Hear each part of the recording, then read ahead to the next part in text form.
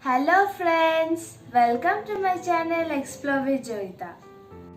An astronaut is a person trained, equipped, and deployed by a human spaceflight program to serve as a commander or crew member aboard a spacecraft.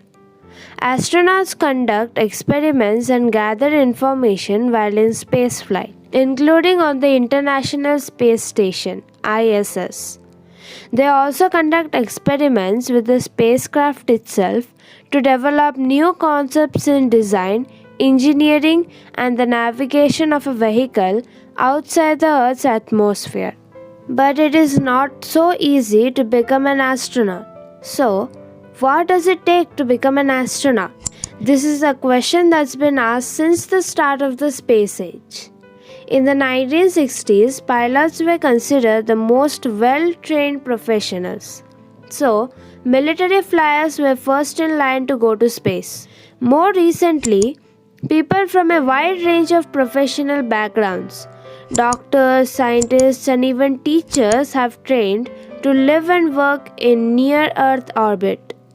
Even so, those selected to go to space must meet high standards for physical condition and have that proper type of education and training. Astronauts are required to be thoroughly prepared for the missions they undertake in a safe and professional manner. Future missions to go to space may well require people from different space programs to work together for long periods of time. It's important that each training program emphasize similar skills and select astronauts with the best skills and temperament for each job. Spacefarers from all countries are required to have college educations along with professional experience in their fields. Pilots and commanders are still expected to have extensive flying experience, whether in commercial or military flight. Some come from test pilot backgrounds. Often, astronauts have a background as scientists, and many have high level degrees like PhDs. Others have military training or space industry expertise. Regardless of their background, once an astronaut is accepted into a country's space program, he or she goes through rigorous training to actually live and work in space. Most astronauts learn to fly aircraft if they don't already know how. They also spend a lot of time working in mock-up trainers, particularly if they are going to be working aboard the International Space Station. Astronaut candidates learn the rudiments of first aid and medical care in case of emergencies and train to use specialized instruments for safe extravehicular activity. Astronaut trainees spend a lot of time in the classroom, learning the systems they will work with and the science behind the experiments they will conduct in space.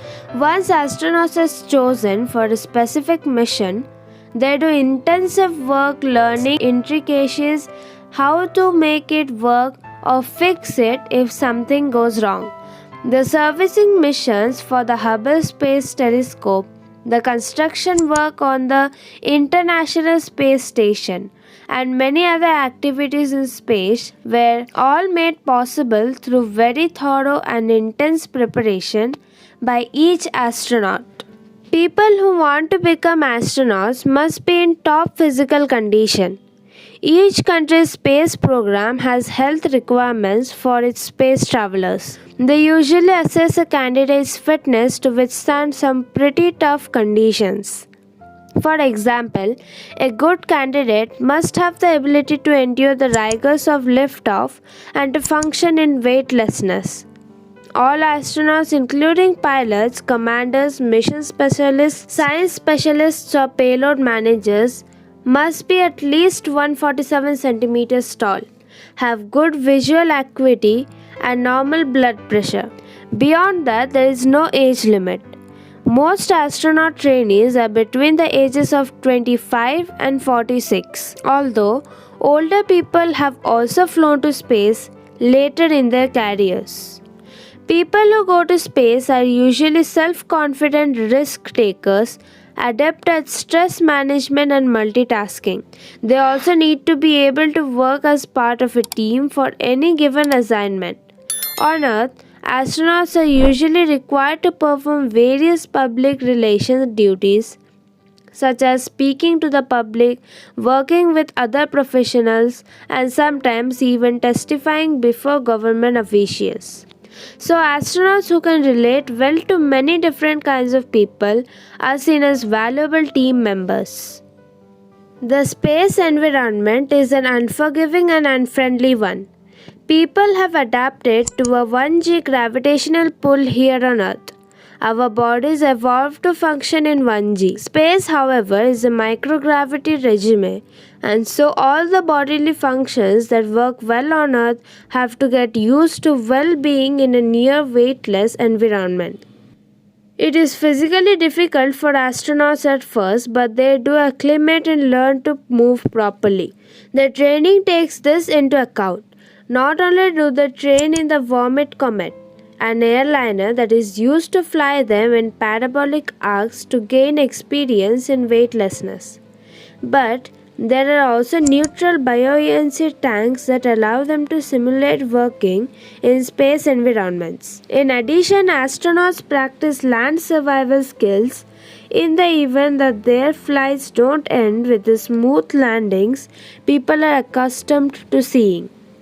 With the advent of virtual reality, NASA and other agencies have adopted immersive training using these systems.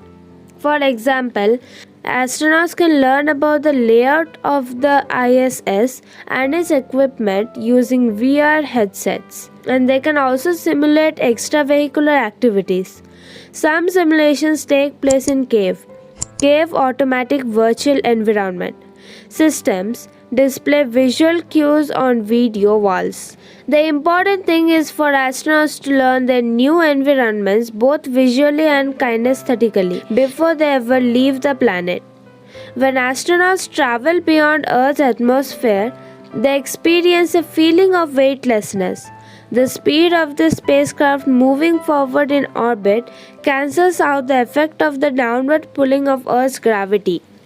This causes the astronauts to enter a state of free fall, which feels like weightlessness or floating to them. NASA prepares its astronauts for this kind of environment by training them on parabolic flights, which simulate the sensation of free fall during a series of arcs. After reaching an altitude of 24,000 feet, the aircraft begins to climb at about a 45-degree angle.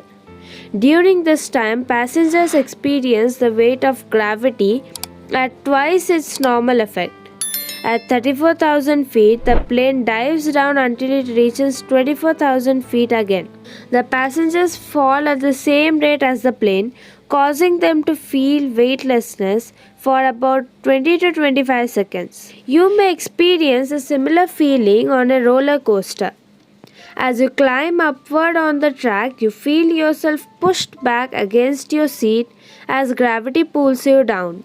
Once you reach the top of the climb and begin to rush downwards, you may feel yourself hang in the air slightly floating before your safety harness pull you down with the rest of the coaster.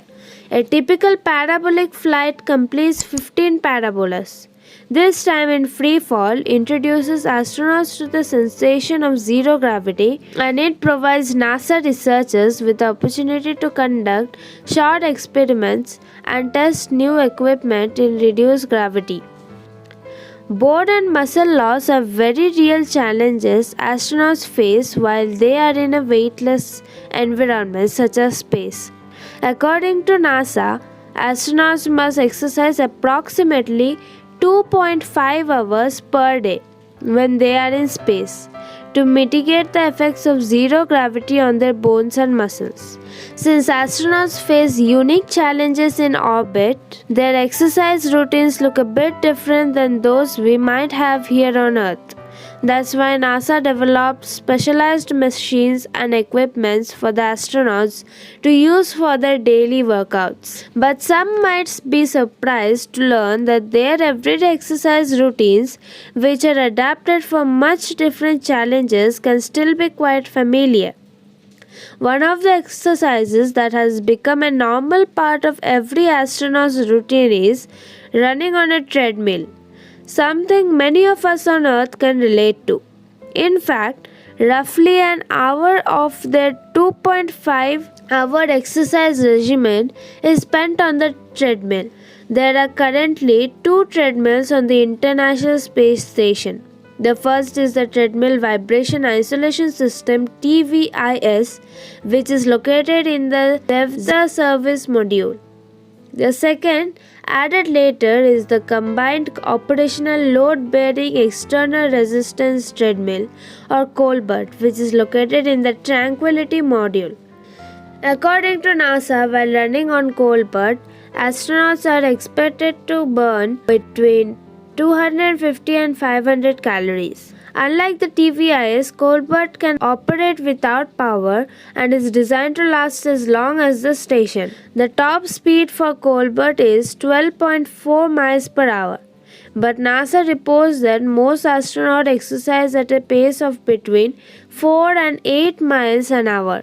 While most astronaut training occurs within agencies, there are specific companies and institutions that work with both military and civilian pilots and space travelers to get them ready for space.